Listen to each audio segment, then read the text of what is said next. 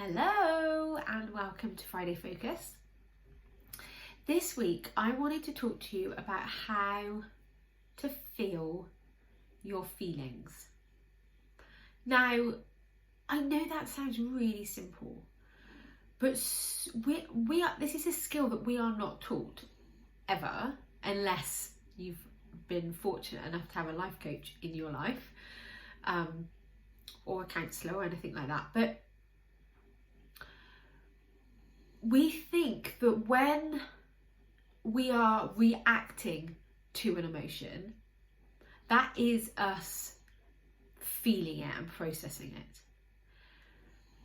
But that isn't actually processing the emotion, that is reacting to the emotion.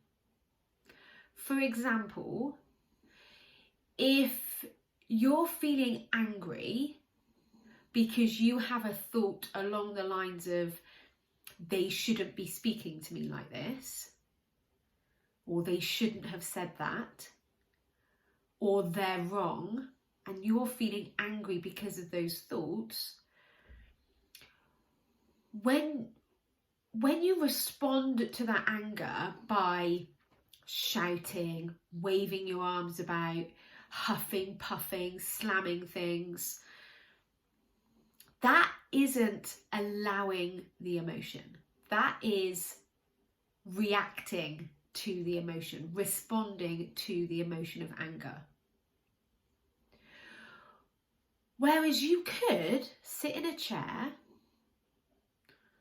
and process anger and experience it in your body, and that would feel, visibly, you would look very calm, very controlled. So the anger is still there, but you're not responding to it or trying to get rid of it or trying to push it away and avoid it. So responding to an emotion is not allowing the emotion to be there. It might feel beneficial in the moment, but that isn't you controlling how you're feeling. And you can apply this to any emotion. Generally, we allow positive emotions to be there. They feel good to us in our body, so we don't try and avoid it or push it away, generally. But negative emotions, because they feel more unpleasant to experience, we either find ourselves reacting to them or trying to avoid them and push them away. But that never actually works. It just means that they sort of become an underlying current, or we sort of put it in a box, put the lid on it and try and forget about it, but that doesn't make it go away. The only time an emotion leaves us is when we fully accept that the reason that we're fully accept that we are experiencing an emotion, recognizing where it feels in your body, and then truly allowing it and accepting it to be there. So the way that I process my emotions, and the way that I would love to encourage you to process them, is literally by becoming really mindful and really aware of how your body's feeling. Because depending on your characteristics, you might be all up in your head and you're not even connected to how your body's feeling. But when you come down into your body and you're able to recognize that, so let's take the urge for sugar, because that's my jam, pun intended. The urge, the desire and urge is an emotion. So when I have the thought, I just want some chocolate, I have the desire to eat it. And that desire or urge, exactly the same, whatever resonates with you, I feel it actually in the top of my arms. So locating where you can feel it in your body. If it's anger, it might be in your stomach. If it's nerves, it might be like a constriction in your chest. So recognizing and labeling where in your body you feel that emotion. And then asking yourself, like really focus on that area and asking yourself, is it a fast or is it a slow sensation?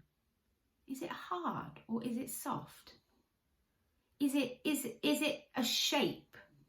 Is it smooth or is it jagged? Does it have a colour? Like, I know, especially if you've never done this before, this is going to feel really odd. And to begin with, you might not even be able to find it.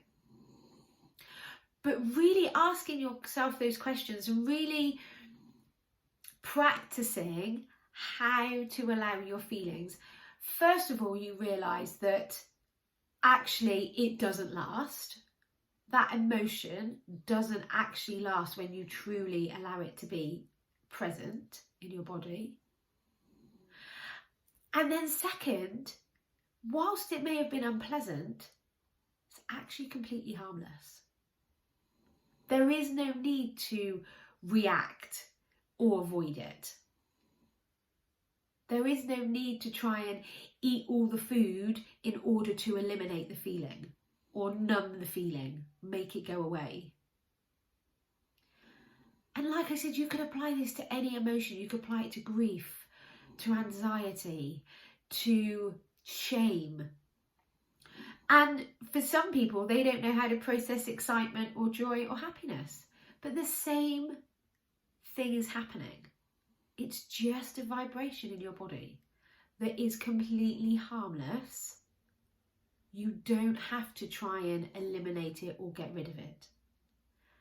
And it doesn't mean that if you're feeling negative that something has gone wrong. Nothing has gone wrong. If you're having a thought, going back to anger, if you're having a thought of, they shouldn't be speaking to me like this, that thought will make you feel angry, and that's okay. It's okay to feel angry if you're believing they shouldn't be speaking to me like this. It's okay to have the urge for chocolate when you're thinking, I really want to eat it. It's okay. Nothing's gone wrong when you experience that emotion.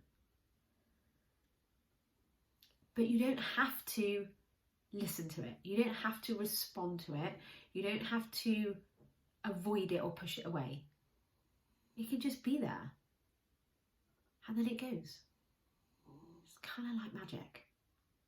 So that's how you feel your feelings. And yes, it might be unpleasant for some things, especially shame, embarrassment, grief. Generally, they are emotions that we really want to avoid. But avoiding them doesn't make them go away. They end up lasting longer. So what if you tried fully embracing that emotion? Even set a timer and go, right, for 5 minutes, 10 minutes, an hour, 2 hours, whatever. I am really going to embrace that emotion. I'm going to feel it. I'm going to allow it. I'm going to be present with it. And then I'm going to move on. Just try it and see how you get on. Let me know in the comments. Love to hear your experience. And if you have any questions, please get in touch. And if you want to know more about this on an individual level for you, then I can help you with this. I can help you find the thoughts in your head that are making you have the emotions. And I can help you to process those emotions and release them instead of eating them away. Trying to get rid of them with food. So if that's something that you're ready to invest in, then get in touch with me and I can help you. Have an amazing weekend and I'll speak to you next week. Bye.